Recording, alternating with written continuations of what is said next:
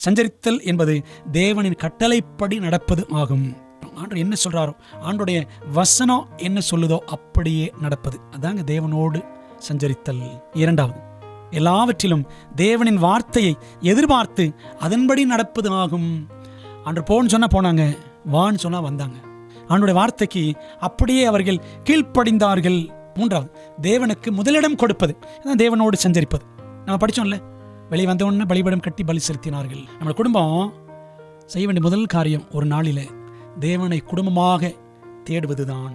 நாலாவது என்னவென்றால், காணாதவைகளை நம்பி தேவன் சொல்வதை அப்படியே ஏற்றுக்கொள்வதாகும். மழை வரும்னு ஆண்டு சொல்றாரு, வெள்ளம் வரும்னு சொல்றாரு, இவருக்கு ஒன்றும் தெரியாது நோவாவுக்கு. அப்படி ஆண்டவரே, சரி நான் அப்படியே செய்கிறேன். கப்பல் கட்டுன்றாரு, இது வரைக்கும் கப்பல் பார்த்துருக்கிறாரா நோவா? இல்லை, அவர் உருவாக்குகிறார். அந்த விசுவாசம் நமக்கு தேவை. அக்கினியால் இந்த உலகம் அழிய போகிறது என்றால் அதை நம்ம என்ன செய்யணும்? விசுவாச கண் கொண்டு பார்க்கணும். அது நடக்கும், அது நடக்கும் என்று விசுவாசித்து நாம் தேவனோடு நடக்க வேண்டும். ஐந்தாவது, நீதியை பிரசங்கித்து நீதியாய் வாழ்வது ஆகும். நீதி என்றால் என்ன? ஆண்டோடைய கட்டளைகள் தான் நீதி. அப்போ நோவா தேவனை விசுவாசித்தான், தேவனுடைய கட்டளைகளுக்கெல்லாம் குடும்பமாக கீழ்ப்படிந்தான், தன் வாழ்க்கையில சரியானதை செய்தான்.